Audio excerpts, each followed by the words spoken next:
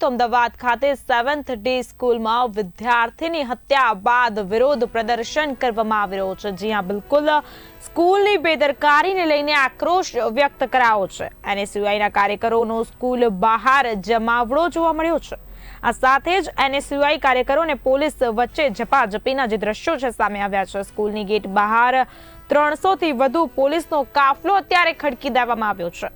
NSUI અને youth Congress 7th day સ્કૂલને તાળાબંધી કરશે તેવી માહિતી પણ સામે આવી છે। મહત્વનું છે કે અમદાવાદની 7th ડે સ્કૂલમાં એક વિદ્યાર્થી દ્વારા જ બીજા વિદ્યાર્થીની હત્યા કરી દેવામાં આવી હતી। તે ઘટના બાદ વિરોધના વંટોળ ઉભા થયા છે। આ સાથે જ સ્કૂલની બેદરકારીને લઈને વાલીઓ સહિત એનએસયુઆઈના કાર્યકર્તાઓમાં ભારે આક્રોશ અત્યારે જોવા મળી રહ્યો છે। તેઓ દ્વારા ભારે સૂત્રોચ્ચાર સાથે વિરોધ પ્રદર્શન કરવામાં આવી રહ્યું છે। તો આ મામલે વધુ માહિતી આપવા માટે ન્યૂઝ રૂમથી અમારા સહયોગી કાર્તિક જાની જોડાઈ ચૂક્યા છે। કાર્તિકજી, 7th ડે સ્કૂલની ગંભીર બેદરકારીને લઈને એનએસયુઆઈના કાર્યકરો દ્વારા સ્કૂલની બહાર જમાવડો કરવામાં આવ્યો છે અને વિરોધ પ્રદર્શન ભારે માત્રામાં કરવામાં આવી રહ્યું છે। શું કહેવું છે આપનું આ બાબતને લઈને?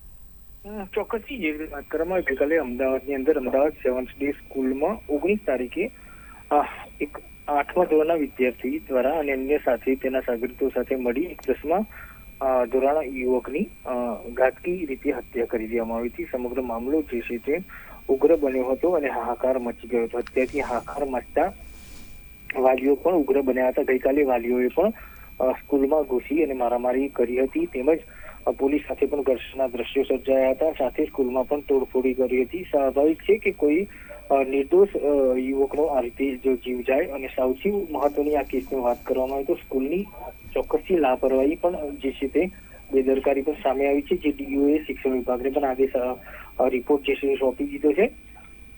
સાથે જ રાજ્ય કક્ષાના જે મંત્રી પ્રફુલ પાનસરિયા છે શિક્ષણ મંત્રી, તેઓએ પણ તપાસના આદેશ આપી દીધા છે। ત્યારે ગઈકાલે એ યુવકના અગ્નિ સંસ્કાર પણ કરી દીધા હતા। સમગ્ર વિસ્તાર જે છે તે અગ્નિ સંસ્કારમાં લોકો જોડાયા હતા। સાથે જ આજે એનએસયુઆઈના કાર્યકર્તાઓ પણ જે છે તે સ્કૂલ ખાતે પહોંચી ગયા હતા અને હલ્લા બોલ કર્યો હતો અને આ માન્યતા જે સ્કૂલની છે તે રદ કરવાની માંગણી કરી હતી। એનએસયુઆઈના કાર્યકરો સાથે વાલીઓ પણ જોડાયા હતા અને ગઈકાલે જે ઘટના બની હતી તે આજે ફરી એક વખત એનએસયુઆઈના કાર્યકરો અને વાલીઓ સ્કૂલે પહોંચ્યા હતા અને સ્કૂલને રદ કરાવવાની માંગણી કરી હતી। પોલીસ સાથે ઘર્ષણના પણ દ્રશ્યો જોવા મળતા પોલીસ દ્વારા અટકાયતી પગલા પણ ભરવાની કાર્યવાહી હાલ ચાલી રહી છે। પરંતુ જે પ્રમાણેની જે ઘટના બની છે તે ખૂબ જ ઘટના કહી શકાય કે ખૂબ જ ગંભીર ઘટના છે, કારણ કે સ્કૂલમાં બાળક જે છે તે શિક્ષણ મેળવવા જાય છે ત્યારે અગાઉ જે પ્રાથમિક માહિતી ખીચી સામે આવી છે એ અનુસંધાને અગાઉ પણ આ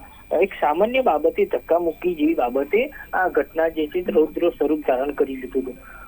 સાથે જ આ સ્કૂલની અંદર અમુક વિદ્યાર્થીઓ જે છે તે જે સ્કૂલની અંદર પરમિશન નથી તેવી પણ ચીજ વસ્તુઓ લઈને આવતા હતા, જેના કારણે સંસ્થા અને આચાર્યની પણ વાલીઓ દ્વારા અગાઉ જાણ કરવામાં આવી હતી, છતાં પણ આ ખાડાકાંડ જે છે તે સ્કૂલના તંત્રએ કરી હોવાની પણ અત્યારે માહિતી સામે આવી રહી છે। એટલે તમામ દિશામાં જો ખરેખરમાં જો તપાસ તટસ્થતાપૂર્વક તપાસ કરવામાં આવશે તો ક્યાંક ને ક્યાંક સ્કૂલની ગંભીર બેદરકારી ના કારણે જ આ મોટું સ્વરૂપ જે છે તે ધારણ કર્યું છે। એટલે ચોક્કસથી બીજી બાજુ જે વાત કરવામાં આવે તો આ સ્કૂલમાં જે બાળક જે છે તે એક પ્રત્યક્ષદર્શી યુવકે આ સમગ્ર ઘટના જોઈ હતી। તેને જણાવ્યું હતું, મીડિયાને જણાવ્યું હતું કે આ ઘટના જે છે તે સ્કૂલના અંદર કેમ્પસમાં જ બની હતી અને ત્યારબાદ જે છે તે યુવક લોહી લુહાણ થઈ ગયો હતો અને ત્યારબાદ સ્કૂલની આગળ જે છે તે ત્યાં નીચે પટકાયો હતો, પરંતુ કોઈ સિક્યુરિટી કે કોઈ પણ સ્કૂલના સ્ટાફ દ્વારા તેને હોસ્પિટલ પહોંચાડવા માટેની કોઈ તસ્તી લીધી નહોતી। એક યુવકનો મિત્ર છે તેને ઉઠાવીને રિક્ષામાં તેને હોસ્પિટલ ખાતે પહોંચાડ્યો હતો। એટલે આટલા દયાહીન આ સ્કૂલના સંચાલકો, સ્કૂલના આચાર્ય, તમામ લોકોની માનવતા મરી પરવાડી। જ્યાં માનવતા નથી ત્યાં શિક્ષણ કેવી રીતે હોય તે સૌથી મોટો સવાલ છે। એટલે આવા શિક્ષકોને સસ્પેન્ડ સુધીની કાર્યવાહી નહીં પરંતુ ડિસમિસ સુધીની કાર્યવાહી કરવી પડશે, એક દાખલારૂપ કાર્યવાહી કરવી પડશે, તો જ આગામી સમયની અંદર આવી ઘટનાઓ ઉપર રોક લાગશે। કારણ કે શિક્ષણ સૌથી બાળપણથી જ બાળકને શિક્ષણ એક મહત્વનો પાયો હોય છે। માતા પિતા બાદ સમગ્ર તેના માટે ગુરુ અને શિક્ષક જ એના માટે સર્વસ્વ હોય છે, પરંતુ આવા બેદરકાર અને લાપરવાહ શિક્ષકોના કારણે આ સમગ્ર ઘટના જે છે તે બની છે। બીજી બાજુ વાત કરવામાં આવે તો આ તમામ જે ઘટના બની છે તેના તપાસના આદેશ આપી દેવામાં આવે છે. ડીઓએ અમદાવાદ ડીઓએ શિક્ષણ વિભાગને રિપોર્ટ પણ સોંપ્યો છે. જે પણ જવાબદાર છે તેમની સામે કાર્યવાહી પણ થશે. પરંતુ સૌથી મોટી વાત એ છે કે આ જે ઘટના બની એ ઘટના અગાઉ પણ આ યુવક દ્વારા જે તૂતુ મેમે થઈ હતી તેના બંને કારણે સમાધાન પણ થઈ ચૂક્યું હતું અને બીજા દિવસે આ ઘટના બની હતી.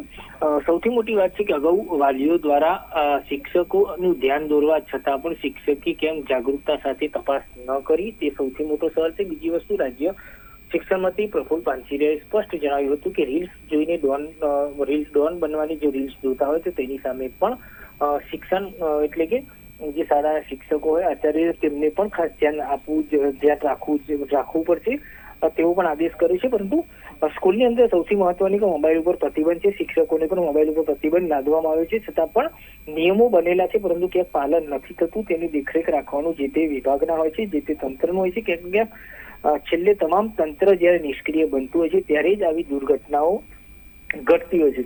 આજે કે પહેલી ઘટના નથી, અગાઉ પણ આવી જે ઘટનાઓ બની છે તેમાં ક્યાંક ને ક્યાંક સૌથી મૂળ ઉપર તપાસના મૂળ ઉપર જાય છે ત્યારે તંત્રની જ બેદરકારી સામે આવતી હોય છે. તેના કારણે જ આ ઘટના બનતી હોય છે. અત્યારે 7th ડે સ્કૂલની બેદરકારી સાથે એનએસયુઆઈ ગંભીર આક્ષેપો સાથે અત્યારે હલ્લા બોલ કરી છે. પોલીસ દ્વારા સામે અત્યારે ઘર્ષણ પણ ચાલી રહી છે.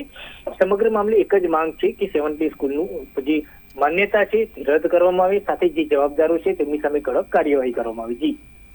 જી કાર્તિકજી, સમગ્ર માહિતી આપવા બદલ આપનો આભાર.